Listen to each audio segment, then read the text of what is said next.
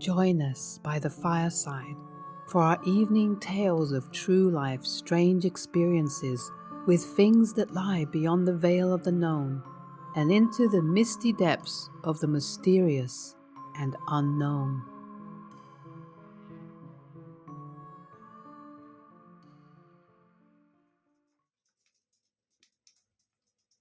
Mr. Longneck. Some strange things have happened that have kind of revolved around my 3-year-old daughter, really. And enough things have happened in the last year to make me question that, and entertain the possibility that there is something going on, not just my daughter's imagination. These events have occurred only in the house that my husband and I bought in June 2017, which was built in the 1920s. First of all, in October 2017, I was laying her down to bed one night, and in the dark, with only moonlight lighting the bedroom, she pointed across the room and asked, "Mom, who's that guy?" I looked for a toy or something that she could be referring to, but saw nothing. So I asked, "What guy, honey?" She responded that he was right there and gestured toward the closed bedroom door. Still curious, I asked her what he was doing, in case I could piece together some recent episode of pretend play or a toy that she commonly talked about. She said that he was hiding. I asked if he was scared, and she said, "No, he's hiding." Creepy. During this whole exchange, she was calm and not really scared. What made it strange, though, was that she was 2 at the time and didn't really engage in pretend play or storytelling at that point. And as I said before, no toys were in sight. From there, we just had a funny toddler story to tell our friends and family that we affectionately named That Guy. This is the umbrella name that we generally use for any other episodes or weird stuff that happen around the house. That guy is pulling a prank. And then next time something happened was in January or February 2018.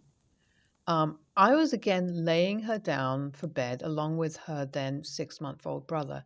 We were just saying goodnight and cuddling, and when she said something along the lines of, "Now it's time for bed, just me and you and him and her," my mind was a little skeptical, but I would argue that him could easily have been her little brother. But at the time, she was still adjusting to having a sibling and rarely mentioned him, and he wasn't included in any of her talk that we were just having. What really was strange was her. Who was her? The only other female in the house is our cat, and she wasn't in the room at the time. Also, no toys were in bed with us, and none were in the vicinity of her bed that she could have been talking about.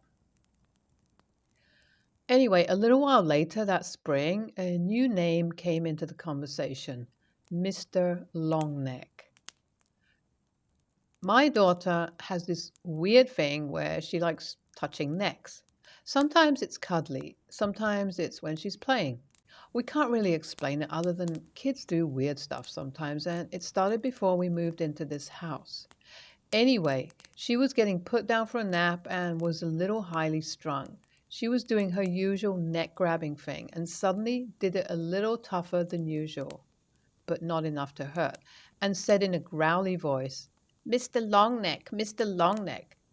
I have never heard her use this name, and it isn't a character in any YouTube or Netflix show that she watches. So I asked who Mr. Longneck was. She just kind of giggled it off and was asleep 10 minutes later. This is when I started getting a little bit creeped out by her stories. And then in April 2018, my husband found a time capsule in one of our heating vents, and we spent the afternoon looking through it. There had been a fire in our home in 2009, which we knew about and in which no one was hurt. During the renovation after the fire, the owners at the time found a bunch of old stuff in the walls and included it with some pictures of the fire and a couple of newspaper clippings. Among the old stuff was a pack of pearl buttons. some store catalogs from the 1940s, and a small notebook with some handwritten names inside. I presume these are the names of the original inhabitants, and I plan to find the book again and look up the history behind the names inside as well as the home. After all this, my husband and I are suspicious that if there is something paranormal going on, maybe these objects are keeping some energy here or something. In about October 2018, I was driving to my mother's house with only my son and daughter in the car. Along the way, my daughter, now 3, asked from the back seat, "Mom, is that Grandpa?" I said, "Where?" She pointed to the empty front seat and said, "Right there." I told her Grandpa was at home, as he had just recently moved in with us due to health issues. There was no one around on the street or sidewalks for her to point at either. Now, there have been minor events that have happened since then, but these were the biggest ones to describe in detail. Um, I decided to just ask her for more details about some of the things she was seeing. And so these are the kind of things I asked her. "Can you tell me more about that guy?" Her. "What guy?" Me. "You don't remember that guy?" Her. "No." Me. "What about Mr. Longneck?" Her. "Oh, yeah." Her face lights up. Me. "Can you tell me about him?" And various other questions that lead to, different answers. Mr. Longneck apparently is a grown up. He wears a monster's clothes and a hat. He's nice, but also a little bit scary. He says trick or treat, but doesn't wear a costume. He lives far away and goes with Santa in the sky to his house where he belongs. He says he comes to our house at nap time when she no longer has, but was generally the afternoon. He knocks on our big door, patio door, walks through the kitchen. These were her exact words, and while she was telling me this, she was pointing a path from the door to one of our living room windows. I asked her what he says or does, and among other things, she mentioned that he played in the kitchen with her with the spinny cow toy. This is one of those Fisher Price pull string farm toys. She never plays with it. I rarely see it and have never seen it in the kitchen. The specific details of this piqued my interest for sure. I also asked if he ever brought a friend to see if I could follow up on her, mentioned earlier. He brings a friend, and she's a little girl, not a grown up, and has yellow hair like me, said my daughter. She is never scared of these talks, although she does withdraw from the conversation when I ask about Mr. Longneck's neck and why it is so long. So that's pretty much it. And it's pretty strange. I've had the house saged a while ago, and but strange things still go on. I think we will probably also get rid of the old items that were in the wall after we find out more about them, which is sad because, it would have been nice to keep them because it's part of the history of the house. But at the same time, there could just be some bad energy or something weird attached to them. So I think it's best we just get rid of them and just move on. It certainly sounds like your little girl is has some invisible friends who are there, and yeah, Mr. Longneck sounds like he's, I don't know, maybe okay, maybe not quite okay, but anyway, it's really good that you asked her these questions and really got her to share so that you can have more of an idea of what kind of entities are there in the house. And it really is also probably a good idea to get rid of the things that were in the wall because, who knows what memories and things that they may carry and be influencing um, the events that are going on right now. The abandoned house. My house that I ended up buying had been abandoned for 2 years before we got it. When we went for the viewing, there was a bedroom closet that was padlocked shut. Think of a barn door latch with a lock through it. It was big. The realtor said that they had no key and we couldn't open it unless we bought it. Well, we ended up buying it, and priority number one was opening that door. After a few minutes, we pry the door open and we get to reveal a child's play area. There were bright colored walls and glow in the dark stick on stars and planets that covered the ceiling. There was checkered tile for the floor, no lights, no air vents, no windows. My little brother kind of playfully said, "Wow, this must be where they kept the kids before they died." Fast forward through 3 months of renovations to when we moved in and we're living there. The loft area has a daylight sensing motion sensor light, as there was no easy way to install a switch. The light comes on by itself all hours of the day. No matter what way we position the sensor, it randomly trips and we jokingly shout out, "Will you darn kids quit running in the house?" That's usually the last time it comes on for the day. A year after living there, we have turned the creepy closet bedroom into our computer room. We leave for work at the same time each day, but arrive home about 2 hours apart. I get a call from a very confused wife one day asking why I had come back home after we had left together. I did not go back home. Upon returning from work, she was greeted by our computer room chair in our kitchen. The chair had to travel through two doorways, down a hallway, and a flight of stairs to reach the kitchen, and seemingly it did this by itself. We thought it was odd, but we kind of just jokingly blamed the dead kids. About 6 months after that, we had our last big doozy of an event for a while. We go to bed one night to a house in perfect order, and then waking up, we find that all of our kitchen knives have been removed from the butcher block. In their place, all of our butter knives are there. The sharp, dangerous knives have been placed behind the kitchen sink instead.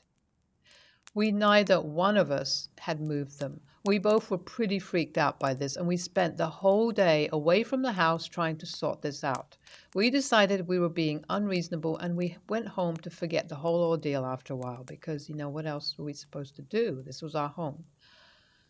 And anyway, we did kind of wonder if any kids had died there. Talking to the neighbor one day, he confirms that no kids had died in the house as far as he was aware, but a grown man had. The room with the creepy closet was the room where the previous owner's brother committed suicide. When his wife left and they failed to work it out, he couldn't handle life anymore, so he cut his wrists and he just bled to death. The previous owner kept living there afterwards, but upon finding out that he was foreclosed on, he attempted suicide in that same room. But his children found him just in time and he survived. Later that year, our family grew and the rooms all got shuffled to make room for a baby. But that creepy room, it gets emptied. The weird things all stopped happening.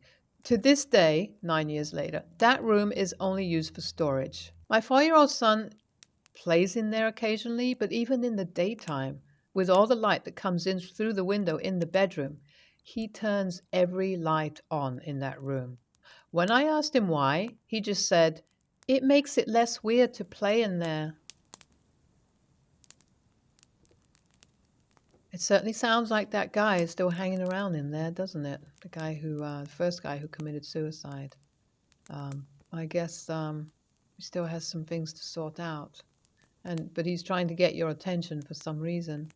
Perhaps he needs help. I don't know. The house I grew up in. The house I grew up in had a kind of strange design in the way that everything was sort of set up with the rooms. All the bedrooms were kind of clumped together at one end of the house, and the kitchen and living room were at the other end. The two areas were connected by a long, narrow hallway that had a bathroom in the middle and approximately 900 closets on either side. My bedroom door was at the end of the hall, with two other bedroom doors facing each other across the hall on either side. So basically, this meant that if you were sitting in our living room, you could look straight down the hallway to my bedroom door. So, there was something a little odd about this whole layout. Lots of strange and frightening things happen in that house. But the one thing that we could never rationalize away or lie to ourselves about was the darkness at the end of that hall. Like I said above, the hallway was very long and narrow. And it was also paneled in dark wood, so that made it even worse. So it was pretty dark down there. But with the living room lights on, there was always enough light to see down the hall and make out my bedroom door. But sometimes we'd be sitting in the living room and we'd get the feeling that we were being watched or that something was about to happen, something kind of not good. When that feeling would come over us, the end of the hallway would always be completely blacked out. This happened every time we got that feeling. It was like someone dropped a curtain over the end of the hall. You could see part of the way down, and then there was just this solid blackness. When this would happen, our three little dogs would just instantly go to the mouth of the hallway and sit in a line across it, staring down into that darkness. Sometimes they'd bark a little or they might growl, but mostly they would just sit and stare. Once in a while, one of them would get brave enough to walk down the hall, but they never got more than halfway to the darkness before they'd stop and just back up. And then they would walk backwards up the hall, never turning their back on whatever they were looking at. After a little while, this oppressive feeling would just lift and the darkness would disappear and the dogs would just wander off as normal. This didn't happen often, but compared to all the normal spookiness in that house, things disappearing, stuff flying off shelves, strange voices or breezes, etc., that was the one thing we could never convince ourselves was just in our heads. We knew for a fact it was real, and there was nothing that could have done that, nothing, normal and rational that could have created that darkness at the end of the hallway and that awful feeling that just terrified us and filled us with dread and also freaked out our dogs. Well, this kind of makes you wonder if something happened in that house, what its history is, or if it was built on some kind of, burial ground, Native American or any other kind of burial ground, you know, that's kind of old and nobody kind of knew about when they were building the house. Or, it just might be worth looking into its history. I always think that's an interesting thing to find out why that shadow is there at the end of that hole. I mean, that's definitely associated with something that's happened.